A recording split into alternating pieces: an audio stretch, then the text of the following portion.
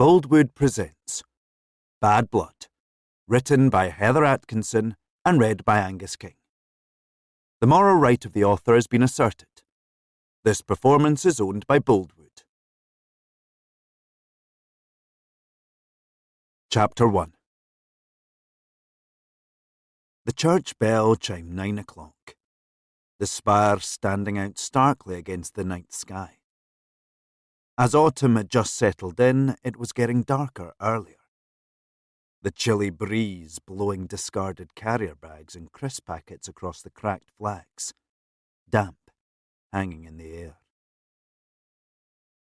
Jamie glanced around, but the square was deserted. A quiet area on the Gallowburn scheme was rare, but there was a particular reason why this part of the estate had been abandoned, a reason Jamie was about to address. Footsteps around the corner caused him to turn, and he saw a figure dressed all in black emerge from the shadows, hood obscuring their face. From the side of the church appeared a second figure, similarly attired. As both men advanced on Jamie from different directions, he looked from one to the other. "We warned you to no come here, Jamie Gray," called the stockier of the two. "This is our turf. The Blood Brothers are no welcome." "And I told you to piss off," replied Jamie. "The Gallowburn belongs to us. You didn't listen, so I'm here to make you leave." "You came alone." "Big mistake," said the stocky man, as a third figure approached Jamie from behind. The three men converged on Jamie, who remained calm, continually looking from one to the other, sizing them up.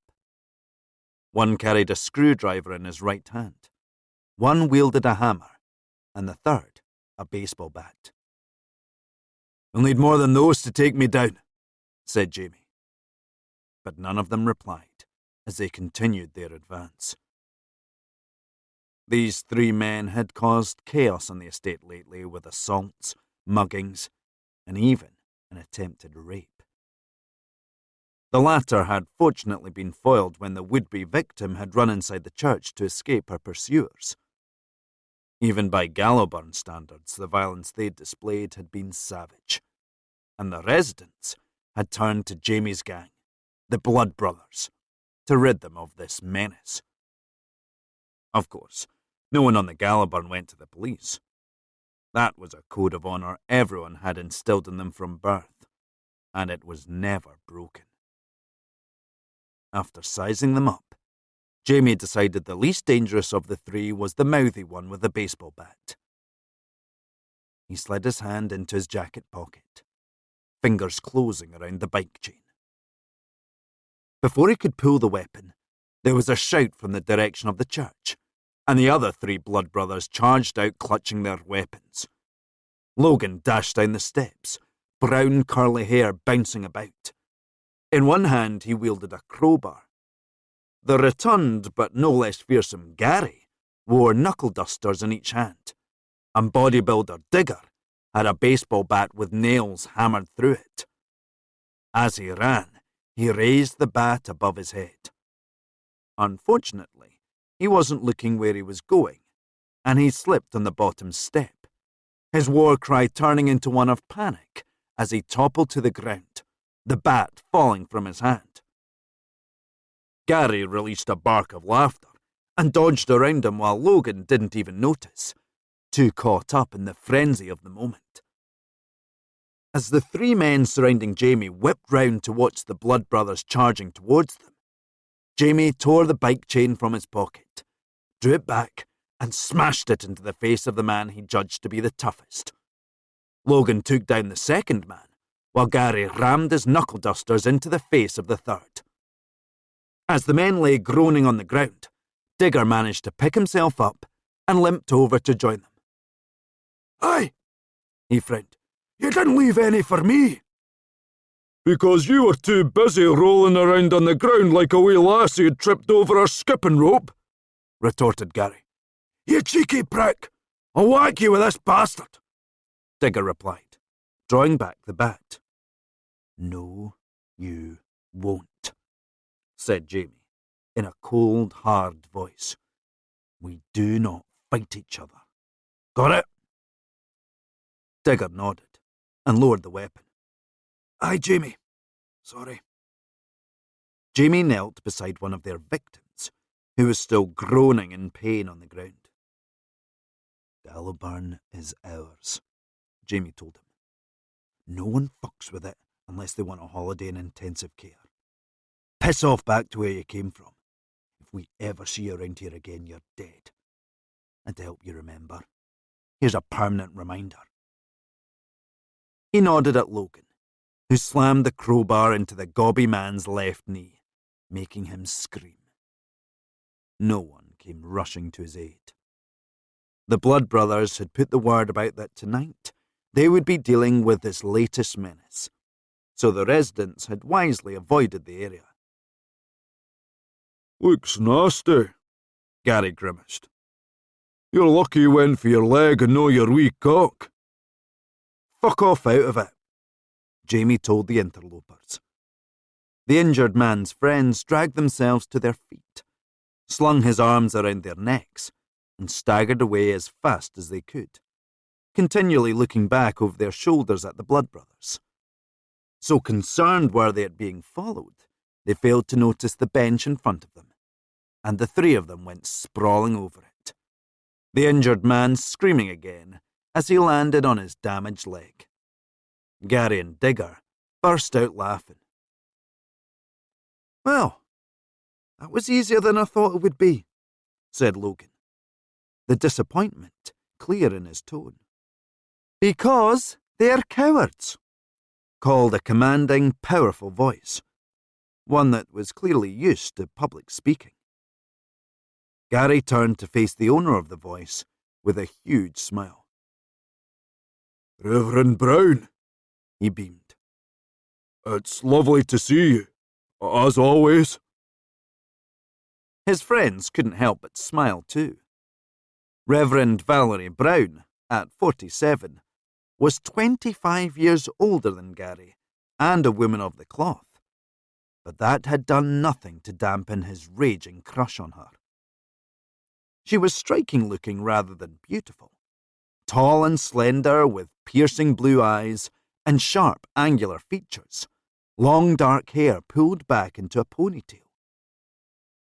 When she'd taken over as Reverend of Gallowburn Community Church, Gary had actually started attending services so he could gaze at her starry-eyed, failing to hear a single word she said, as he lost himself in fantasies of the good Reverend and himself in her vestry. None of his friends shared his crush, but they all respected Valerie.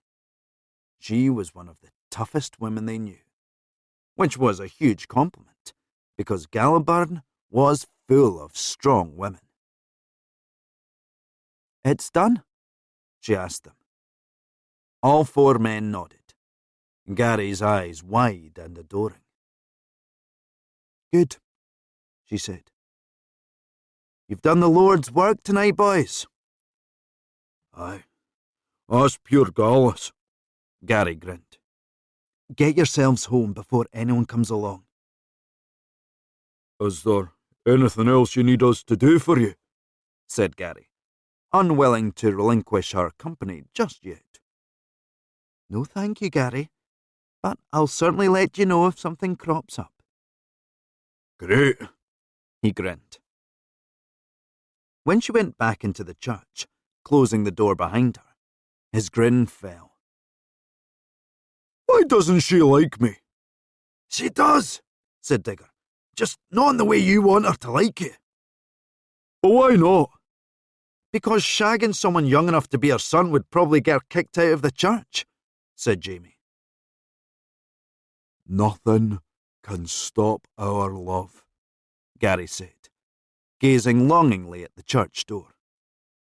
Oh, shut it, you soppy git, said Digger, as they made their way across the deserted square. Just because you've no love in your life. Neither do you, unless you count your ongoing romance with your right hand. Do you want me to stick that bat right up your arse? Please don't start arguing, sighed Logan. It's late, and I'm knackered. Digger glanced at his watch. It's only just after 9 o'clock. Unlike you, I was at work all day, stuck in a shitty office with people I hate. Don't go if you hate it so much. We can't all be supported by Mummy and Daddy. Some of us need to earn our own money.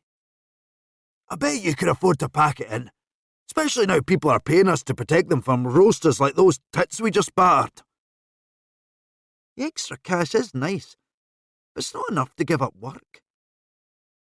You should tell your dad to pull his finger out, said Gary. Lazy git that he is. I don't want to discuss my dad now, Logan muttered. Let's just get home. So you can cook him a fry-up? Digger grinned. Shut it, Rocky. They all smiled at this nickname, as it reminded them of Allegra. However, their smiles were tinged with sadness. She'd christened Digger with this nickname because she'd thought all his bulging muscles made him resemble a bag of rocks. Things aren't the same without her, commented Logan. I hope they lock that murdering bastard of a father of hers up for life, spat Gary. You okay about the court case, Jamie? I'll have to be, won't I? He retorted. Allegra's father, Cameron Abernethy, was up in court the next day for his daughter's murder. Her body had never been found, but under Scottish law, one wasn't needed for a successful prosecution.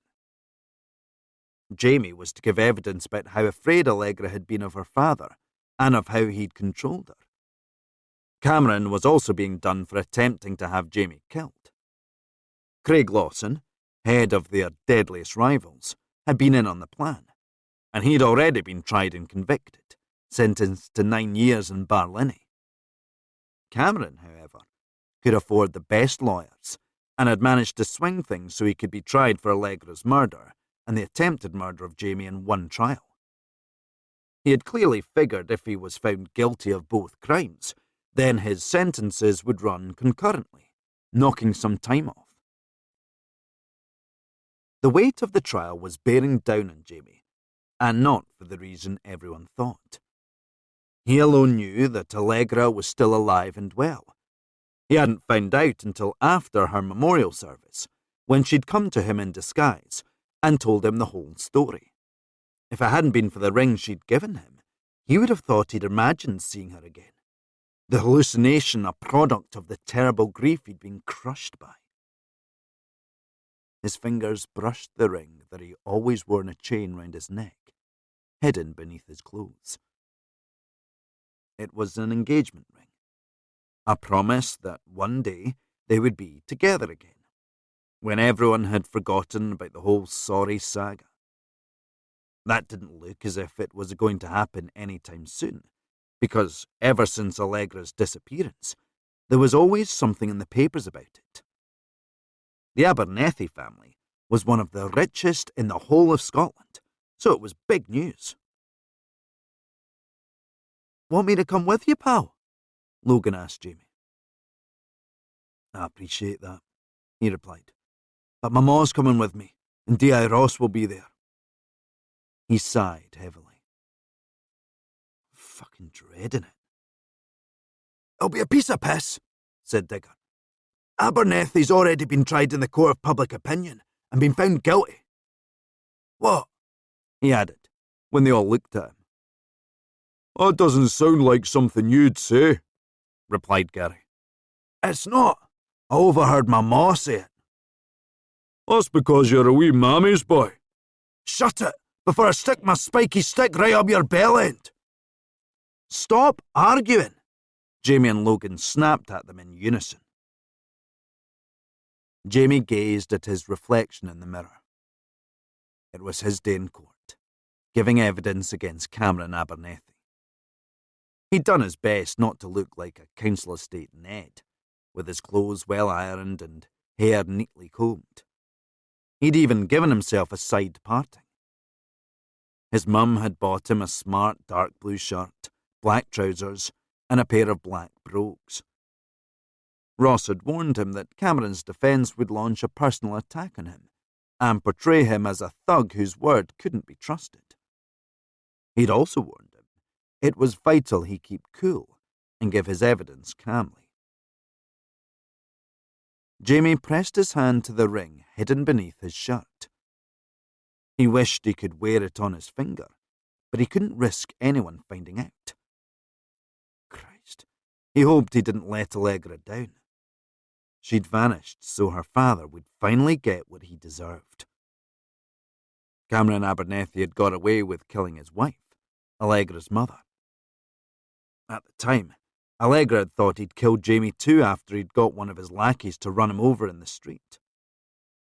Determined to see justice finally done, she'd set her father up for her own murder after he'd tried to kill her, and she'd done such a good job, it was very likely he would be sent down. But Jamie was afraid of letting something slip that would tell everyone she was still alive. I feel sick, he mumbled to himself. Jamie, are you ready? Jackie yelled up the stairs. The taxi's here. He sighed at his reflection. Come in, he reluctantly replied. Jackie's heart went out to her son when he slouched downstairs, hands shoved into his trouser pockets, looking miserable. He'd been through so much, and she hated it that he was having to go through this too. Ready, sweetheart? She asked him. Jackie wore a smart black trouser suit with matching black shirt. She was a lot slimmer these days. The stress of the last few months had drastically reduced her appetite, and she dropped a lot of weight. With the loss of Allegra had come the realization that she was all her boys had. Their only other living relative was their father, and God only knew where that prick was. Even though Jamie was an adult, she couldn't bear the thought of him and Charlie being left alone. So she'd resolved to take better care of herself.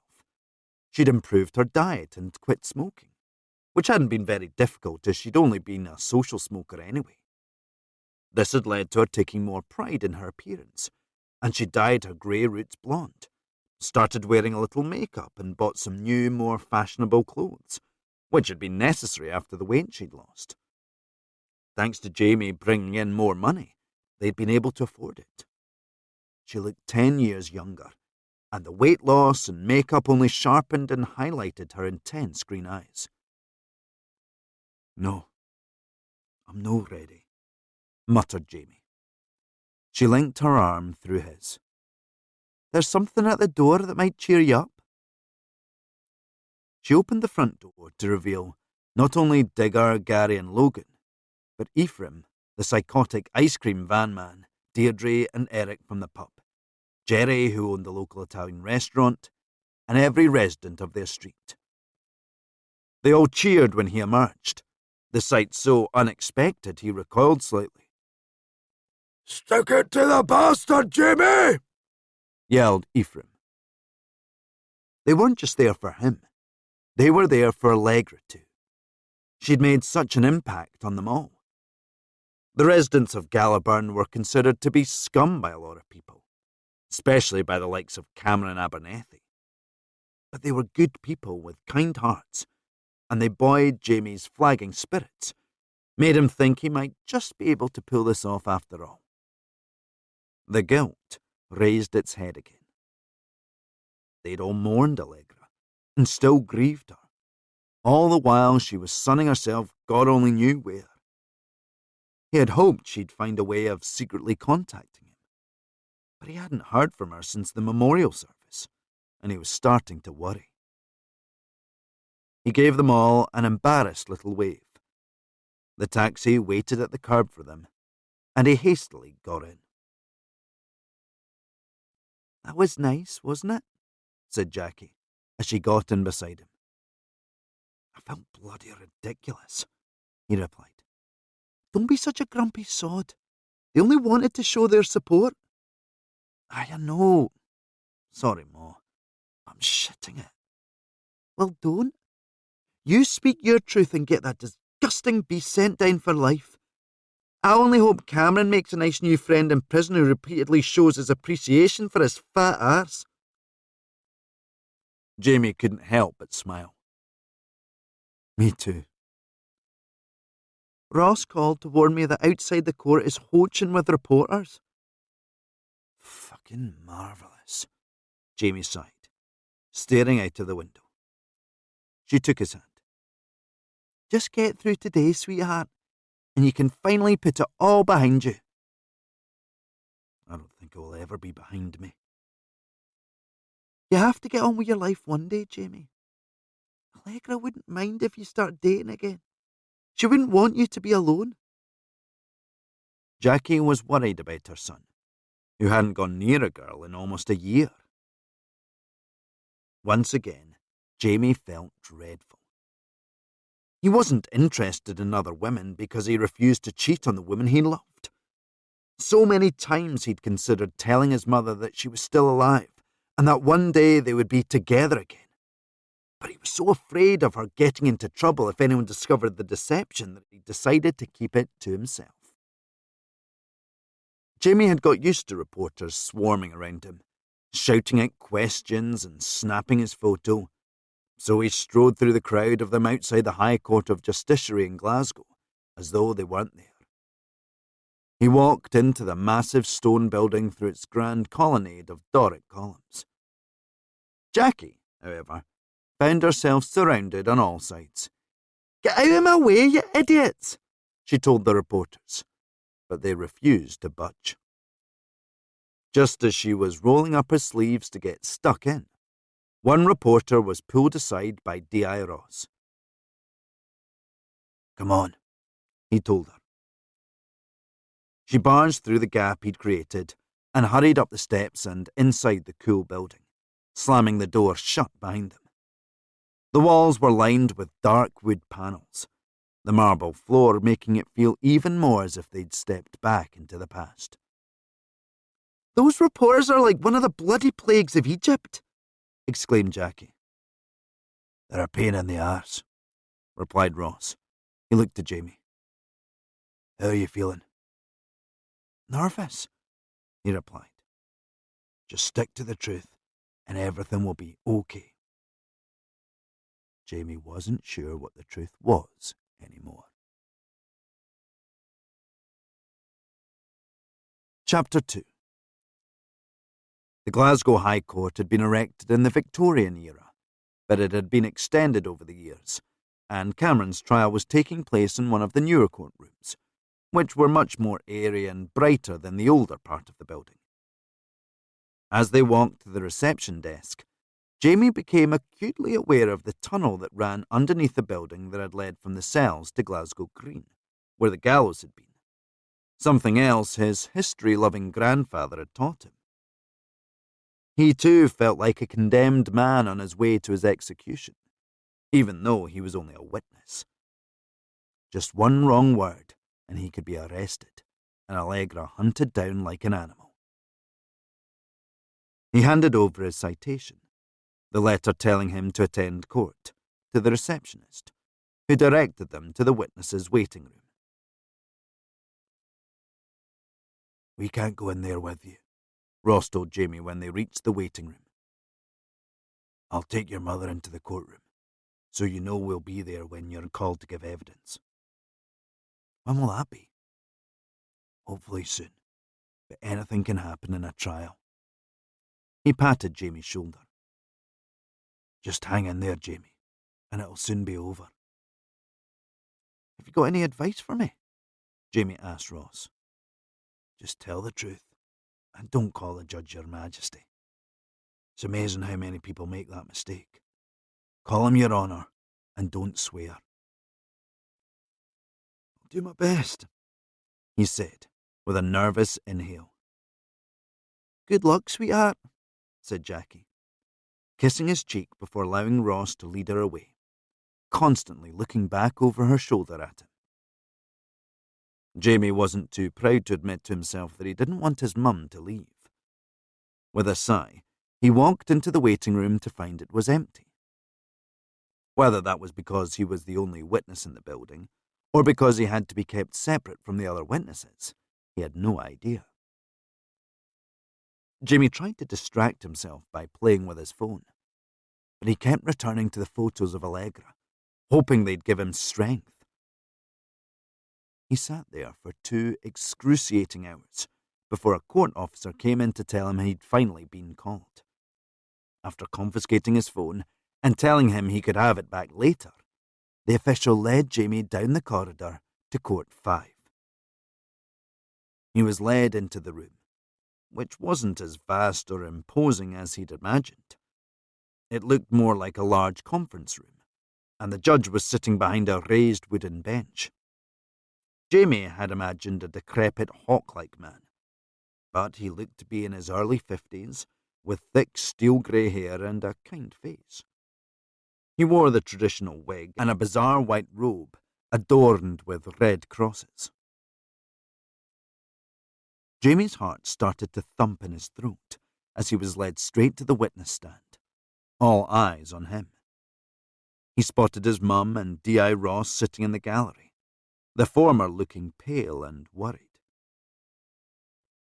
The 15 faces of the jury watched him too, assessing him already, deciding if he looked to be an honest man or a liar. Cameron Abernethy spilled out of a chair at the defence's bench, piggy eyes locked on him. The hatred emanating from him was so palpable, Jamie could almost smell it. Cameron's demeanour wasn't tense or worried. It was smug and self-assured, as though he already knew he was going to get away with what he'd done. Even though he hadn't killed Allegra, he'd come very close. It was only because she was so feisty that she'd survived.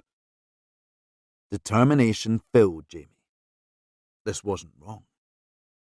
Cameron Abernethy was a monster who had tried to kill him and who'd murdered Allegra's mother as well as his accountant, and God only knew how many other people. He deserved to go to prison for the rest of his life.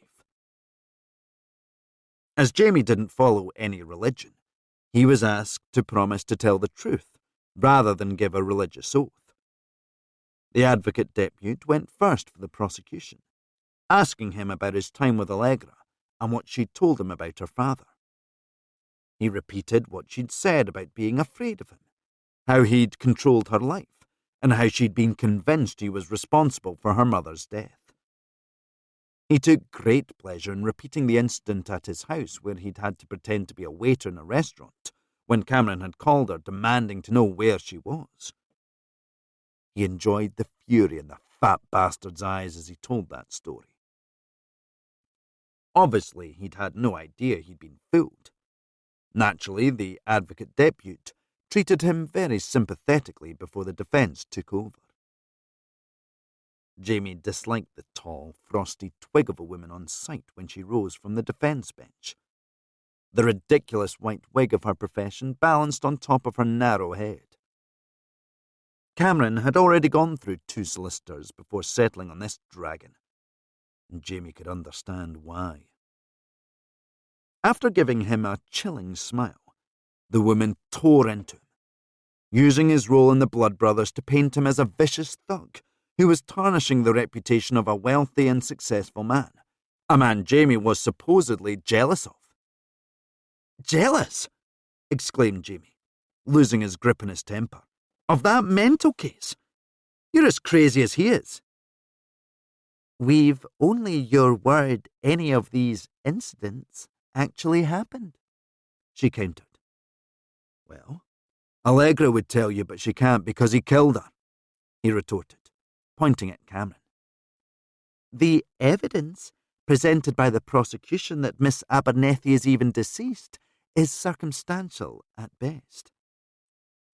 "She is dead, only he won't say where she is," Jamie said, pointing at Cameron again. "I know you've all already seen the footage taken when he tried to kill me at Gallowburn, where he brags about saying no one will ever find her." "No one will find her because she's out there alive and well." "If she is, then where is she?" Jamie retorted, trying not to think about the fact that the barrister was right. Who knows? Allegra is a woman of means, with access to plenty of resources. Resources she's never touched, you idiot. Mr. Gray, said the judge, in a surprisingly sympathetic voice. I understand emotions are running very high, but please, try not to call the defence names. Sorry, Your Honour, he breathed, running his hands through his hair. He looked to his mum, who urged him to calm down with a movement of her hands. Jamie looked back at the judge and forced a smile. I didn't use the name I really wanted to call her. I can imagine, the judge smiled back, earning an outraged look from the twig. Mr. Abernethy claims you stalked him when you were released from hospital, continued the defence. I didn't stalk him. I stood on the pavement across from his house. I didn't do anything wrong. He even called the police on me and they said I wasn't breaking the law. May I ask why you indulged in this rather bizarre behaviour? Because I wanted him to tell me what he'd done with Allegra's body. He ran out of the house at me.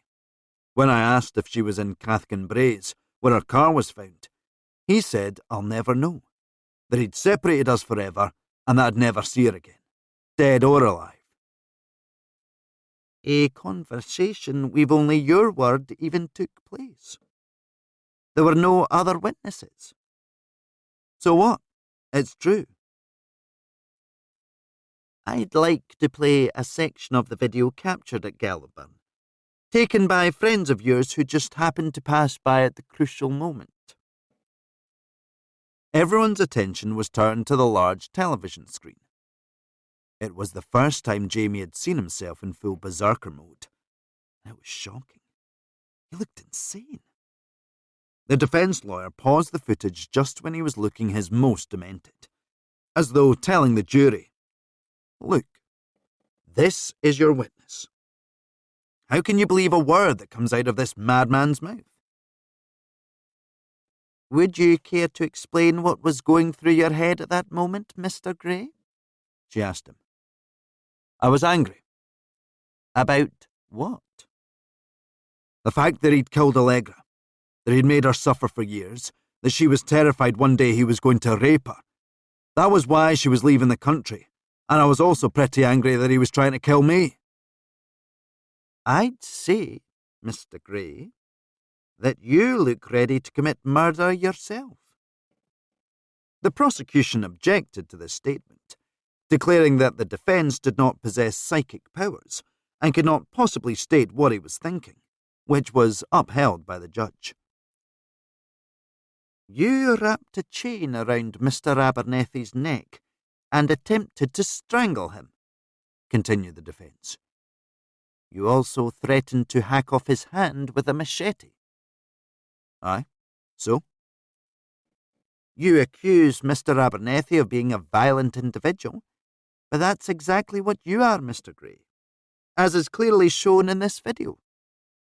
Oh, I'm sorry, he said sarcastically. What should I have done? Not fought back and let them hang me? I noticed you didn't pause the video when that thing over there pinned a forged suicide note to my jumper while his paid lackey attempted to hang me from a tree. You didn't play the bit where he says my mother would be forced into prostitution and he'd be the first in the queue. You launched a vicious attack on Mr. Abernethy that he barely survived, continued the frosty twig. He could have suffered brain damage. Did he? Excuse me?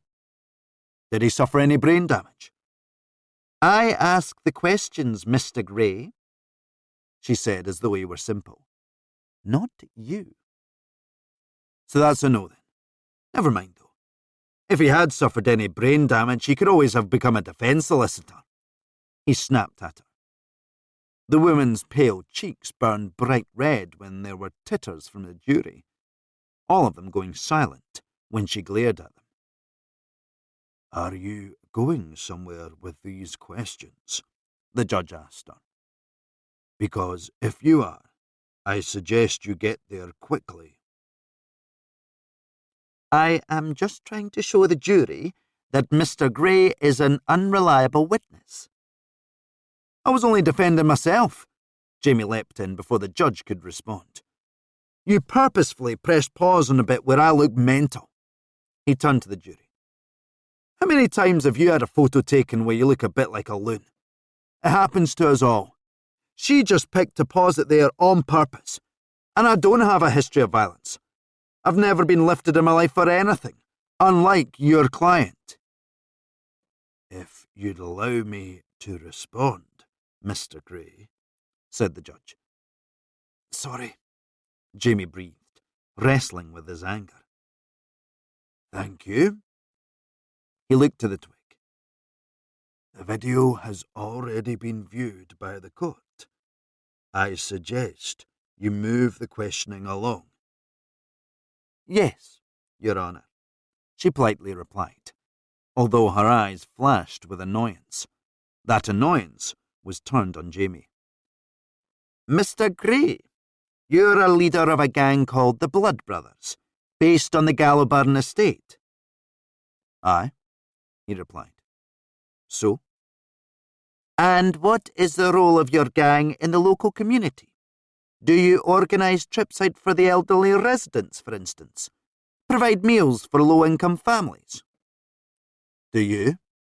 He said, folding his arms across his chest. I'm not the one on trial here. Neither am I, but you should be, defending scumbags like him, he said, nodding at Cameron. Mr. Gray, said the judge, for the first time his voice heavy with warning. You are in danger of being in contempt. He sighed and nodded. Aye, sorry, Your Majesty. Your Honour. Damn it, he muttered, dragging his hands down his face. Bloody Ross. Glancing at the jury, he saw they all seemed to be sympathetic towards him, especially some of the older women. They had a look in their eyes that said they'd rather like to mother him. Perhaps making a tit of himself wasn't such a bad thing. We keep an eye on the scheme, said Jamie. What do you mean by that exactly, Mr. Gray? Said the defence. If anyone has any trouble, we help them out. What sort of trouble? A lot of the single mothers get hassled by some of the lads on the estate. We tell them to back off. Are any of these warnings accompanied by physical violence? A warning is usually enough. And what other good turns do you do on the estate? Some of the local businesses ask us to keep an eye on their shops for shoplifters and that. I see. That is most commendable, Mr. Gray. And what do you do if you catch a shoplifter? We've never caught one yet, because when everyone knows we're keeping an eye on the place, they all stay away. Impressive. You must have done something to build such a reputation. What was that? Dunno really. People just sort of respect us. For no reason? Aye. She frowned when it became apparent he wasn't going to elaborate. What can you tell me about the numerous clashes the Blood Brothers have with the Lawson family? Not much. Please elaborate. He shrugged. They're a family that live on the south side of the scheme. Is it true that frequent fights have erupted between you? There's a bit of a friendly rivalry, aye. A friendly rivalry which led to the infamous Battle of Gallowburn? I don't know much about that. I was too busy trying not to get hanged by Cameron Abernethy and his hired thug. Several people were hospitalised, including 5 members of the Lawson family. Then you know more about it than I do. The woman pursed her lips. She'd thought this witness would be a dumb meathead she could easily trick into tripping himself up, but he was avoiding all her traps with his vague replies. Even worse, the jury actually seemed to like his rough and ready charm. She'd wondered how an intelligent, educated woman like Allegra Abernethy could ever fall for someone like him. But now it was becoming clear. "Is there any point at all to these questions, Mrs. McCormack?" the judge sighed. "I'm trying to establish the witness's character, Your Honour," she replied. "Trying to destroy my character, more like," said Jamie. "Mr. Gray," said the judge, "you're on your last warning." He held up his hands. "Sorry, Your Honour," he replied, relieved when he got it right. He had to control his mouth better before he ended up letting Allegra down. "It's safe to say that the witness has very clearly demonstrated his character," the judge said, not without amusement in his eyes. "Now please continue with your questioning." "Yes, Your Honour," she said before looking back at Jamie, regarding him with predatory eyes. "Mr. Gray, how would you describe your relationship with Allegra Abernethy?" Jamie's eyes filled with fondness. "It was just wonderful. I'd never met anyone like her before." "So she was unique?" "Aye, undoubtedly." "In what way was she unique?" "She was so brave and strong, and her sense of humour was amazing. She had this way of making everyone she met feel good about themselves. Wherever she went, people just took to her. There's so many people in this world who are always pulling other people down, making them feel bad. But she did the opposite. Everyone on the Gallowburn loved her." "She sounds very special." A lump formed in his chest, and he looked down at his hands, blinking back tears. "Aye, she is." He caught himself, panic shooting through him as he realised he'd spoken about her in the present tense because he was letting his emotions get the better of him. From the corner of his eye, he saw Cameron sit bolt upright in his seat. Jamie swallowed hard, ensuring he had complete control of himself before continuing. Was. Jamie glanced at Cameron, who was regarding him with narrow, suspicious eyes. "Where did you first meet?" said the twig, drawing Jamie's attention back to herself. "She came into the shop where I worked." "And where is this shop?" "Baillieston." "And how far is that from Gallowburn?" "Just under 2 miles."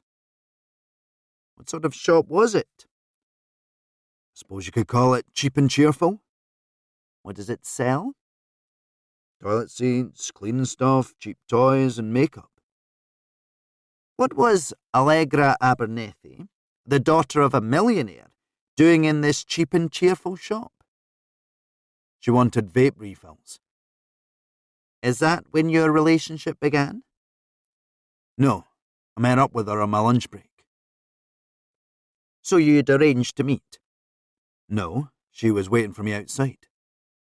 "Why was she waiting for you?" "Because she, liked me." "I see," the barrister slowly replied, in a way that indicated she couldn't see why.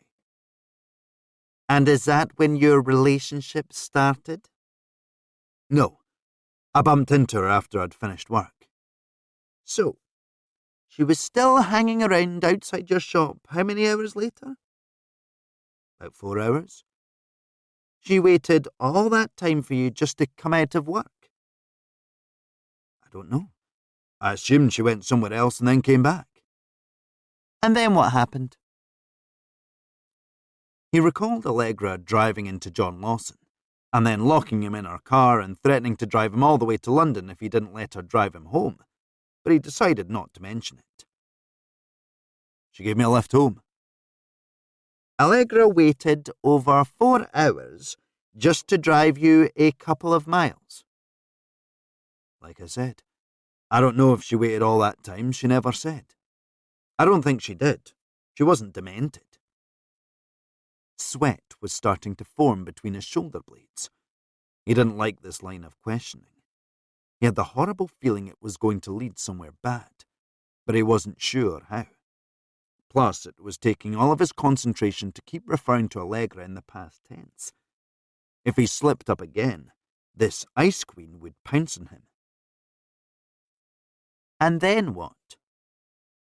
She dropped me off and stayed at ours for tea, and, before you ask, the next evening we went out on our first date. He glanced at Cameron, whose eyes were black with wrath. He'd had no idea this had all happened. That was when she told me she was terrified of her father, that she thought he'd killed her mother, and that one day he'd do the same to her. She told you all that on our first date, when you'd only just met?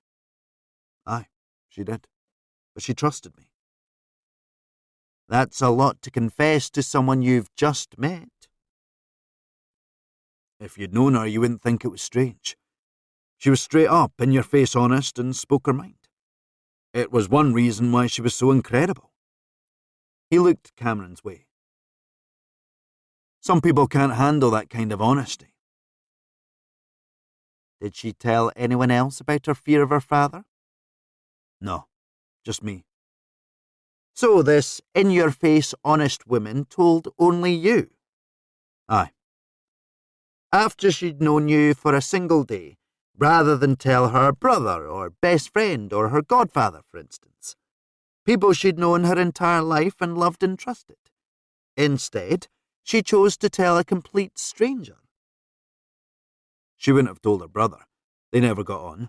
She called him Daddy's little monster. But there were other people she could have turned to. People with power and influence who could have helped her if she'd been so terrified. So why you? Because I was the only one she felt comfortable talking to about it. It was how we were together. In fact, Mr. Gray, we've only your word Allegra said any of these things. I am not lying, he retorted. I didn't say you were. Allegra had a history of self-harming, which has been well documented by the counsellor she saw. Did she tell you about that? Aye, she did. She'd cut herself every time her dad freaked her out. She'd wake up in the middle of the night to find him lying on top of her. He's sick, disgusting, and she was terrified.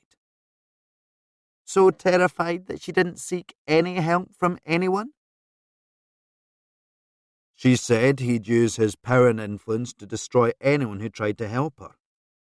That's why we decided to go abroad together. It was the only way to get away from him. Allegra said if her dad found out about us, he would get our house taken off us, that my little brother would be put into care, and me and my ma would never find work. That's what he does to people, he added, glaring at Cameron. That's why Allegra was so afraid to tell anyone. Or, this is all an elaborate lie made up by yourself. Allegra was mentally unstable. She had been ever since the death of her mother, and she couldn't cope anymore. So she took her own life, and you are making up these allegations against her father because you blame him and you want revenge. That is not true, Jamie yelled. His eyes filled with tears, which he knew could destroy his reputation on the Gallowburn. But he couldn't help himself. This stone-cold bitch was trying to destroy the woman he loved. He killed her, and he was mad at me for having a relationship with her because I wasn't good enough in his eyes, so he tried to kill me too. Mr. Abernethy says his daughter's mental health really started to deteriorate when she met you. He says she committed suicide, and he blames you for that. He admits the attack on you because he wanted revenge on the man he says took his only daughter from him. The lying bastard! Yelled a voice. But it wasn't Jamie. It was his mother. She'd risen from her seat, face purple with fury. Ross attempted to encourage her back into her seat, but she slapped his hand away. Do you want to be escorted out by security, madam? The judge asked her.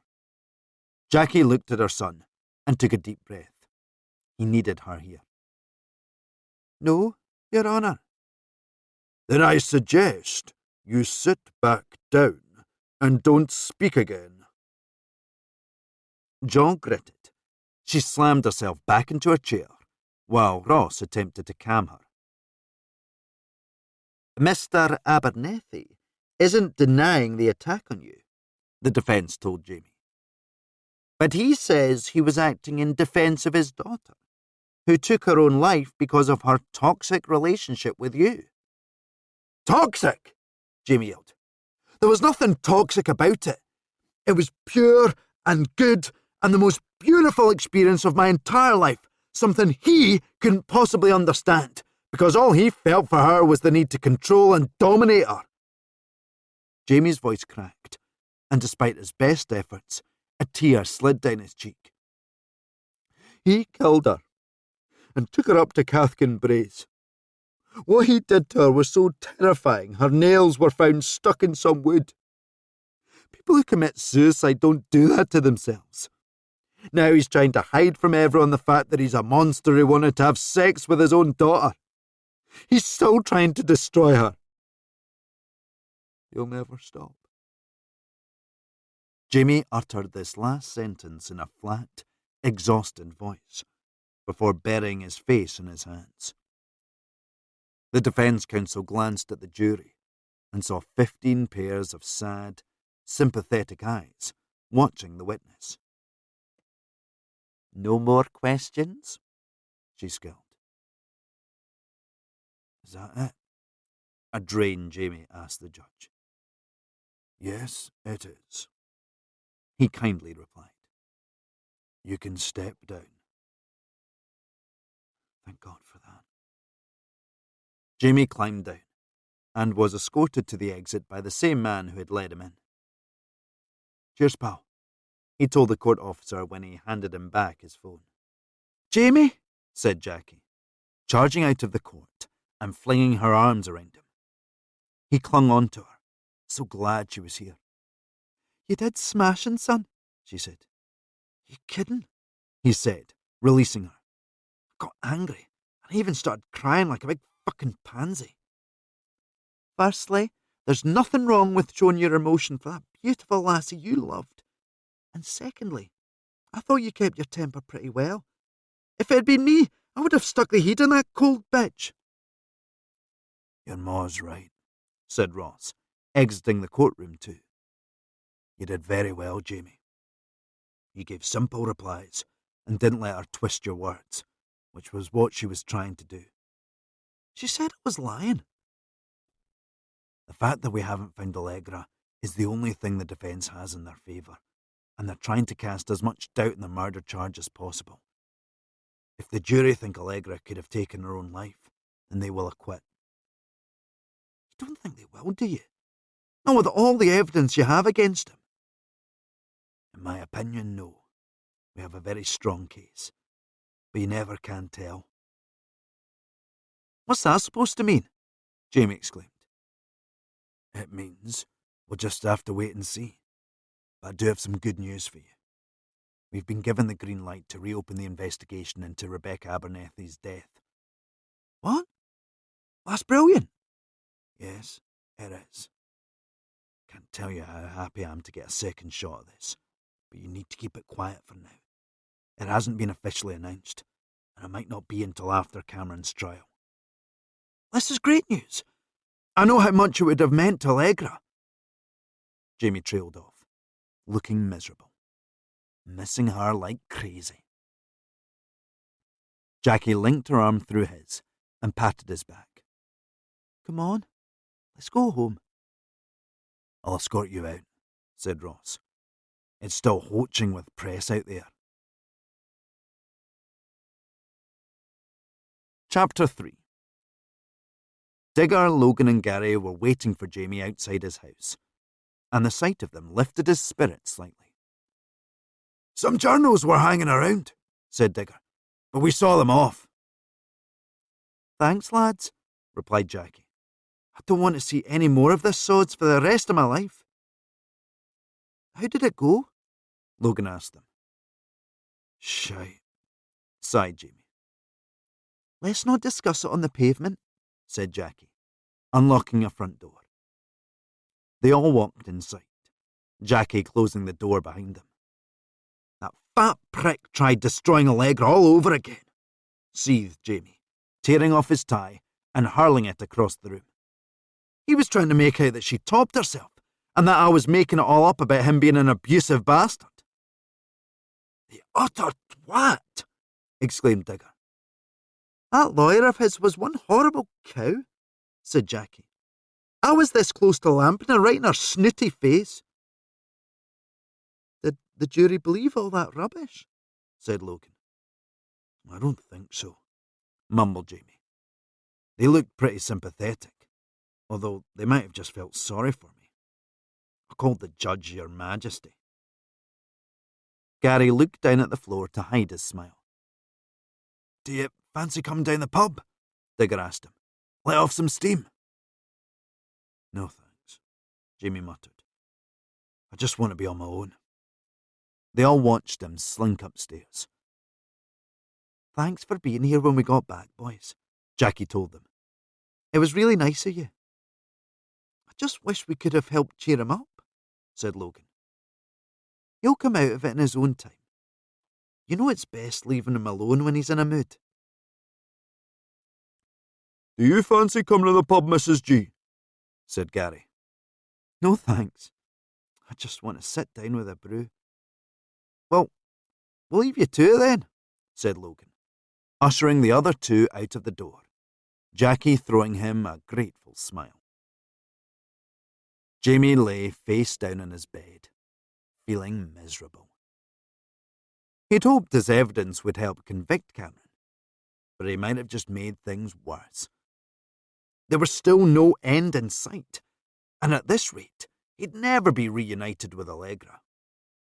He tortured himself with thoughts of her romping on exotic beaches with handsome tanned men, forgetting all about him as they cavorted together in the sand. Sometimes he was tempted to sleep with the woman just for some payback, until he remembered that Allegra's betrayal was only in his own mind. She was incredibly loyal. She wouldn't cheat on him. One thing was for sure. The next few years were going to be torture. Jackie collected Charlie from her friend Trish's house, returned home, and set about tidying the living room. There wasn't much to tidy, as she'd given it a good going over that morning, but housework soothed her when she was anxious, and right now there was a lot to be anxious about. She was so worried about Jamie. Today was supposed to be the end of months of stress, giving evidence the last nail he had to hammer into that beast's coffin. But the game Cameron's defence was obviously playing was going to drag it out even longer. They wouldn't be able to move on until Cameron was behind bars. She tutted when there was a knock at the door, and she rolled up her sleeves, ready to see if whatever turd of a journalist was here to harass her boy. Piss off, you fucking leeches! She yelled, yanking open the door. She trailed off, body turning numb with shock as she gaped at the visitor. What are you doing here? She managed to breathe. Her ex-husband's face cracked into a smile. Nice to see you too, Jackie. It's been a long time. He looked her up and down. You still look tasty, hen. Jackie just stared at him. The drunken mess she remembered had gone, replaced by a handsome, well-dressed man. Jamie had inherited his father's obsidian eyes and black hair. Jason's brooding looks had always made her weak at the knees before the pressure of children, marriage, and paying the bills had taken over. Jason had slowly let himself go, putting on weight, descending into addiction and violence. Now he dropped all the extra weight, and he looked fit and strong. His black hair was peppered with grey, but it was still thick and for once neatly cut and combed. There was something hard and determined in his eyes that hadn't existed before. She could detect no sign of the pathetic weakness he used to wallow in. Her rage surged back, snapping her out of her shock. Don't even think you can pay me a compliment and then worm your way back into this house. Piss off out of it. I'm here to help, I saw on the news what Jamie's been going through, and I want to be there for him. Seriously? Where were you when Cameron Abernethy murdered his fiancée and smashed his heart in two? Where were you when a car drove into him and snapped one of his legs? Where were you when he was almost strung up from the hanging tree? In prison. Well, there's a surprise, she retorted. What did you do? Robbery. I was an idiot. Aye, I remember. I was released 3 months ago. I would have come around sooner, but I needed to get back on my feet first. I've got a good job, as you can see from the suit. He smiled, gesturing to his dark blue jacket and trousers, light blue shirt and dark blue tie. Where'd you get that lot from? She asked him. A charity shop? No, Jackie. It was handmade by a tailor in the West End of the city. I'm earning good money, and I thought now would be a good time to come back and help Jamie. I'm finally a father he can respect. Respect has to be earned, Jason. And you're still the drunken bastard who beat both me and him. I'm not the man you remember. I've changed. Oh, aye. I noticed you haven't apologised for everything you put us through. Saying sorry won't atone for what I did. Let me prove myself. Is Jamie in? No, he's not, she yelled. Piss off out of it, you loser, and never come back. We haven't needed you for the last 8 years, and we don't need you now. You never divorced me. That says a lot, Jackie. Because I couldn't find you, and I didn't have the cash to pay someone to track you down. But now you're back, we can finally get it sorted. I want nothing of yours, Jason Gray. I looked you up in the council tax register. You're still using the name Gray. Because I want the same surname as my boys. Jamie's old enough to change his last name. But Charlie isn't without your permission, and no way were we going to have different names to him. So, are you going to do the right thing for us all and give me a divorce? No. I still love you, Hen. Love, she snorted. What do you know about that? Well, if you're not going to give me what I want, then you're still useless. Bugger off. Jackie's temper spiked even higher when Jason just stood there, refusing to move. Go! She screamed, shoving him in the chest. You're fucking poison, and I don't want you anywhere near my wains. Ma, what's wrong? Said Jamie, appearing beside her in the doorway. Jamie wrapped his arms around his mother and pulled her away from Jason as she moved to lash out. It took Jamie a moment to realise who was standing on the doorstep. His father looked so different. "Dad," he said. "Hello, son," replied Jason. "It's good to see you." "Why have you come back?" "I heard about the trouble you've had, and I want to support you." "You've never supported me once in your entire life. Why start now?" "Because I've changed." "Bollocks!" spat Jackie, who was struggling in her son's arms. "Cockroaches like you never change." "Jamie's old enough to make up his own mind about whether he wants me in his life or not," replied Jason. "You've not even mentioned Charlie yet, or have you forgotten about him?" "Of course not. But I'm not sure he even remembers me." "He doesn't, because you pissed off when he was a wee Wayne. We don't need you, so get lost." "Ma, calm down," said Jamie, fighting to keep hold of her. He knew if he let go, she would launch herself at Jason. All the neighbours were at their windows now, looking to see what circus was taking place outside the grey house this time, their attention drawn by Jackie's yells. "I can see I'm causing some upset," said Jason. "I'll go to the Bonnie Brae. It's still there, isn't it?" Jamie nodded. "I'll wait for you there, son. If you don't show up, I'll know you're not interested in talking to me." "That's right. Piss off," yelled Jackie as Jason exited the garden and headed down the street. "You're not wanted around here." Come inside, Ma, said Jamie, managing to get her back in the house and close the door. Jackie locked the door for good measure. She wouldn't put it past Jason to just stroll in. You okay? Jamie asked. Jackie raked her hands through her blonde hair, face bright red from all the shouting. I can't believe his cheek. After all those years, he just waltzes back into our lives. The creep's got an ulterior motive, I know it. He won't do anything that doesn't benefit him. All that about wanting to help was utter shite. He's hoping to cash in on everything we've gone through. Maybe I should go and talk to him. Oh no, Jamie, don't. He'll only tell you a pack of lies. I couldn't stand it if your heart was broken all over again. I don't care about him enough for him to break my heart. But something's going on, and I want to know what.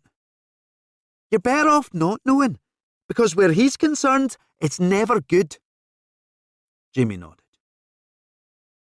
You're right, Ma. Jackie breathed a sigh of relief and kissed his cheek. You're doing the right thing. I haven't forgotten how he treated us. That's enough to make me never want to see him again. Good lad, she smiled. Now, how about I make us a brew? The atmosphere inside the Bonnie Bray was sombre for once. All of Gallowburn had rallied behind Jamie and were still feeling the effects of Allegra's murder. Everyone wanted justice for her, and the fact that Cameron Abernethy still wasn't behind bars was a slap in the face. It's so wrong that Abernethy was let out on remand, said Digger. At least he's on house arrest, so he's only allowed to go to court, said Logan. That's something, I suppose. Justice doesn't apply to the rich and powerful, commented Logan into his lager. If you've got enough cash, you can literally get away with murder. It's all a fucking piss take. He and his friends were perched on stools at the bar, half a dozen of the tables taken up by more locals. You're right, said Gary. They've no problem with banging up the likes of us, but rich twats can do what they like. Makes me fucking furious. I'm raging, announced Deirdre, the stick-thin, hatchet-faced landlady who was one of the most feared people in Gallowburn because of her ferocity when dealing with unruly customers. We should have a riot. That'll let all those elitist bastards know how we're feeling. Hey, that's a great idea, said Digger. I've never understood riots, said Logan. Why smash up where you live? It makes no sense. Anyway, no one gives a shite about the Gallowburn, so nothing would be done to fix it after. We'd be left living in a smouldering war zone. Then we smash up the street where the fucking prick Abernethy lives, spat Digger. When all his posh neighbours moan about their fancy cars being torched and their hedges being torn up, everyone will have to take notice. Well, you've got a point there, said Gary. Like it. Don't encourage him, Logan told Gary. All that would happen is we'd be slung into prison, leaving no one watching Jamie's back. The Lawsons might want payback, and Abernethy definitely does. What about him? Said Digger, when the door opened and a well-dressed stranger walked in. He looks like an assassin. Well, he's certainly not the type who usually hangs around here. Gary frowned. Why does he look familiar? Deirdre's eyes widened with realisation. Oh, no, you don't, she yelled, running around the bar to block the newcomer's entrance. You're not welcome in my pub, Jason Gray. It's Jamie's dad, gasped Logan. That bastard, growled Digger. He beat the shite out of Jamie and Jackie. He leapt to his feet, flexing his enormous muscles. Deirdre's right, he told Jason. You're no wanted around here, so why don't you fuck off? Jason frowned at him. Digger? Blimey, you've got bigger. I bet you could beat the crap out of the Rock. Digger preened himself at this praise before shaking himself out of it. Don't think a few crap compliments will mean you're welcome back with open arms. I haven't forgotten that you broke Jamie's arm when he was 10. Jason held up his hands. You're right. I was a terrible father, and I probably don't deserve a second chance. I'm here to support Jamie, and from what I've heard, he needs all the help he can get. He's got plenty of support, Gary glowered. Don't you worry about that. He doesn't need you. I've got some business I want Jamie to come in on with me. In fact, you all could help. It's pretty big. You can earn some good money. Why don't you let me explain over a pint? If by the time I've finished my drink you still don't like what I've got to say, then I'll leave. You're not getting a drink in here, shrieked Deirdre. She produced one of Ephraim's homemade cautious from behind her back. And if you're not out the door in 5 seconds flat, you'll have balls the size of prize-winning pumpkins. Jackie's one of my best pals, and I remember every single time you broke her nose or knocked out a tooth. So get out before you get some of the same. All three blood brothers got to their feet. You'd better leave, Jason, said Logan, while your kneecaps are still intact. All right, I'm going, he replied. I don't want any trouble. Then you shouldn't have come back. Everyone watched him leave in silence, erupting into excited chatter when he'd gone. By Christ, that was a shock, said Deirdre, returning to her place behind the bar and slipping the cosh into a cupboard before pouring herself a gin. Do you think Jackie knows he's back? I reckon so, replied Logan. He probably went to the house first, and they told him to piss off, which is why he came here. I don't know why. As if any of us would support him. He must be desperate. You look different, said Gary. Aye, said Digger, like he was coined up. And he wasn't a drunken, slurring mess, said Deirdre. Maybe he has changed. Take it from me, boys, she told him. People like him never change. He'll still be the same pathetic, abusive bag of shite he always was, just in a better suit. Do you think we should tell Jamie? Said Gary. Not tonight. That poor lad's had enough crap for one day. Tell him tomorrow. Let's just hope Jason takes the hint and leaves Gallowburn, although I get the feeling he's here to cause fresh mayhem. Logan, Digger and Gary took Deirdre's sage advice and were on Jamie's doorstep first thing the following morning to give him the news of Jason's reappearance before he heard it from one of the gossiping old biddies that haunted the scheme. A bare-chested Jamie opened the door to them, rubbing one eye with the heel of his palm, dark hair all over the place. Why are you lot here so early on a Saturday? He yawned. We've got something to tell you, said a grave Logan. You might want to sit down. It is pretty shocking. Is it to do with my dad? Aye, Logan sighed. He stopped by yesterday, not long after you left. My ma sent him packing. When did you see him? He came into the pub, said Logan. We all told him he wasn't welcome and Deirdre chucked him out. Nice one. He wanted me to meet him there, but I refused to go. Jamie opened the door wider. Come on in. They piled into the house to find Jackie dusting the living room while Charlie ate his cereal in front of the television. Morning, boys, Jackie smiled. Have you all come for your breakfast? Yes, please, Gary grinned. No thanks, Mrs. G, said Logan. We've already eaten. Speak for yourself, Gary frowned. I only had some toast. They all regarded him sceptically. Fine, he sighed. Bacon and eggs too. He rolled his eyes when they continued to stare at him. Black pudding, beans, tatty scone, and sausages. And you've had enough, said Digger, making him pout. The boys saw Jason at the pub yesterday, Jamie told his mum. Her friendly smile vanished at the mere mention of her ex. That's Scabby Horse's arse, she snarled.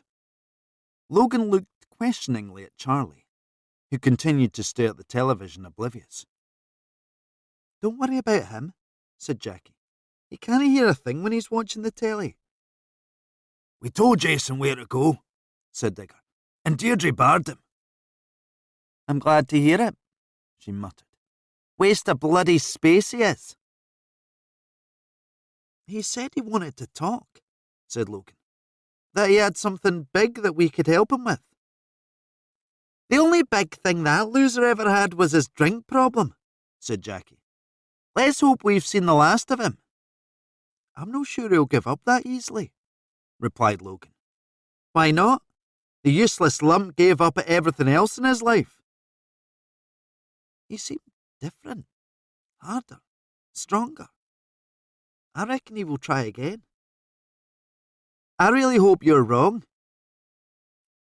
The room filled with an awkward silence while Charlie continued to eat his cereal, still oblivious.